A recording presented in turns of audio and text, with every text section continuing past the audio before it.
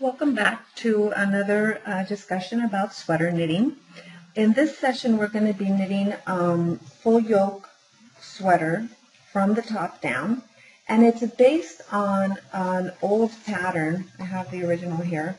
It's this one, this little girl sweater with this pretty yoke, pretty petal pattern at the yoke.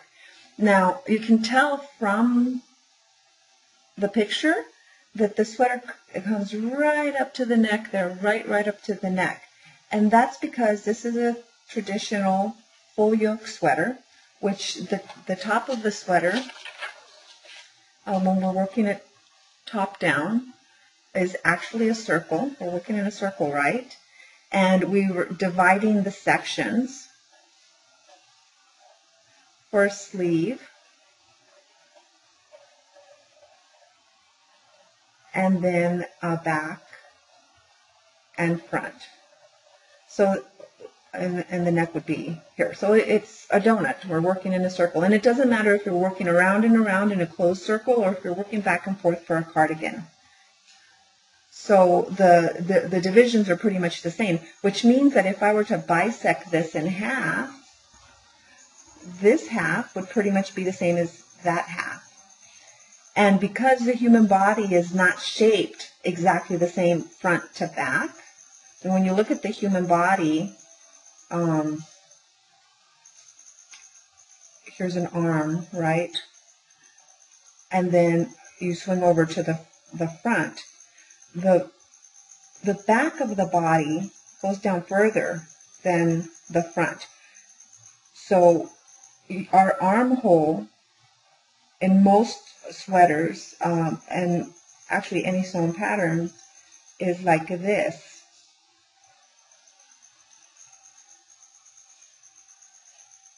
Maybe not quite this drastic, but it's like this. So this dimension on the back side, this would be the person's,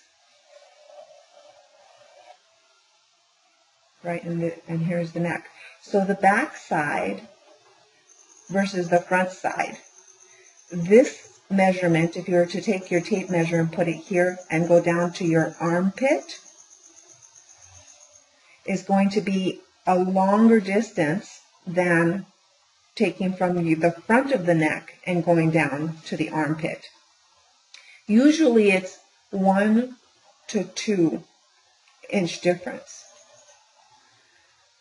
If we have the front and the back exactly the same, what's going to happen is the front's going to ride up and then bother our neck here, as we can see in the picture.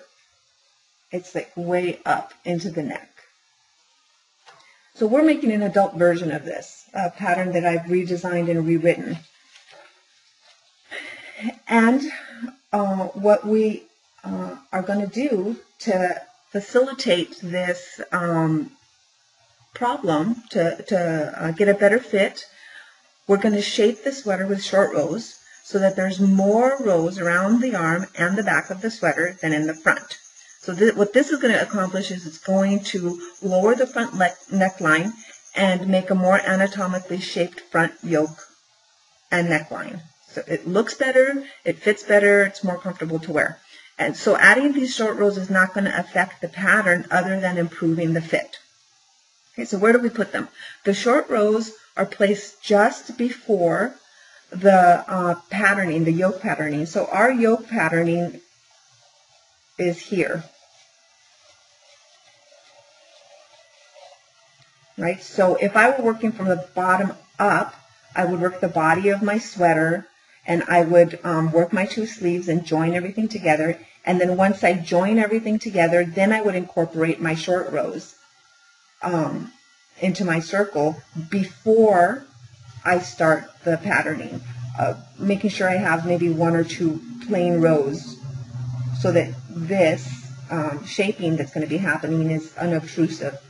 If I'm working from the neck down, as we are with this petal sweater, we're going to finish all of the patterning and then work 2 to 4 rows plain and then start the short rows.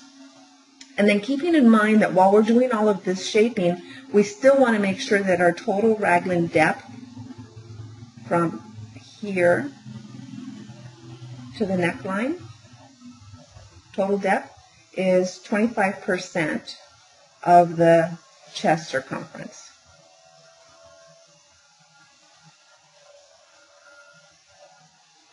Okay, so once we've finished the patterning and we've worked 1 to 4 or 2 to 4 rows plain, then we're going to incorporate our short rows. After we've done our short rows, we're going to measure to make sure we have our raglan depth where it needs to be. If it's not at, in my case, the raglan depth is supposed to be 9.5 inches. If I'm not at 9.5 inches, I'm going to keep knitting plain until I achieve the depth that I need for my raglan depth. Otherwise, I won't be able to get my arms into the sweater. So let's talk about where to put the short rows in and how many to do. So coming back here, let's say I'm ready to do my short rows and I'm knitting here. Where I'm going to put my short rows, if I'm working with worsted weight or a heavier weight yarn, size 4, 5, 6, I'm going to put in 3 short rows. And I'm going to space my turns 5 stitches apart. So for those heavier yarns, I'll put 3 points, turning points. So here's the front of my sweater, and then these are going to be, I'll put some markers there which are going to tell me that those are my turning points. If I'm working with fingering or DK weight yarn, size 2 or 3, I'm going to do 5 turning points. Why? Because my row gauge is going to be bigger with the bulkier weight yarns, so I'm going to achieve a further distance, and which is what we're doing. We're adding distance from here to here, so that from here to here, the back of the sweater is longer than from here to here. This will be shorter. So we're adding rows. And if you're working with a finer gauge yarn, your row gauge is going to be shallower, so you'll need more rows to get the length that you're after. So our short rows will work this way. We'll be at the front here. Let's see, let me turn this around so it's the direction that I'll be knitting. So here I am at the front of the, and let me get a different color pencil to draw my short rows. Okay, so here I am at the beginning of the row, right? So I'm going to knit along. I'm going to pass my first short row turn marker, pass the second one, pass the third one, work past the sleeve, past the back, past the other sleeve, past the first marker, second marker. Aha, here's my third marker. Now I'm going to, based on whichever short row method you want to use, yo-yo, Japanese, wrap and turn. The most popular, most common is wrap and turn. I actually don't use that one as much because my tension's usually really loose and it comes out kind of sloppy for me. So I use the Japanese short row method, but you can use any method that you like. The idea is that we're just going to get these extra rows in here. So when you come to your turning point, you're just going to turn around and you're going to knit or purl all the way back to past the first marker, past the second marker. These are the short row markers, right? And now to the last short row marker. Then you're going to turn around, knit back to the next marker. Here it is. Turn around, go back to the next one, which would be this one. Turn around, go back to the last one here. Turn around, go back. And now for this one, turn around. And guess what? This time we're going to finish the row and we're going to pick up our threads, depending on which method you're using. Pick up your, I want to say pick up your wraps, right? Pick up your wraps. And then continue on to the end of the row. Then you're going to turn around, work all the way back again, all the way back again, picking up your stitches from your short rows, and then work to the end. And now what you've accomplished is all these extra rows for the back and shoulders where you need them. Okay, so what does this look like in our knitting? I have already done that on mine. Here's my petal sweater. So if I had not incorporated short rows, my neckline would match evenly like this. But because I have put my short rows in there, you can see, let me match up my bottom of my patterning. Here's the bottom to bottom. And as I pull this, see what has happened? My front neckline is much lower than the back neckline. So when I wear this, this is going to fit much better on me than if this was up here. A much better fit.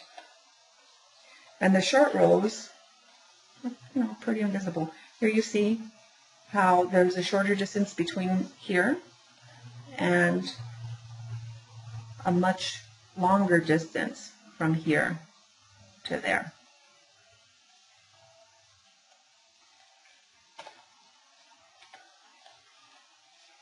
So that's it. That's our discussion about short rows. Incorporate them into your knitting. They don't necessarily have to, they're not useful just in top-down knitting, also in bottom-up knitting, and not just yoke sweaters. If I had a traditional raglan with my 4 turning points, you could do the same thing at that point too, if you're working bottom-up or even top-down. So a lot of top-down directions allow for dropping the neckline based on how you add your stitches. But what if you have a particular pattern that you're working on, lace or cables or color or something that would look better not dropping the neckline right away? Then you can incorporate short rows after your patterning in order to be able to raise the back of the neck. Okay, I will see you guys later, knit with you in the next class, and we'll come up with something else to talk about to make our knitting better. See you soon.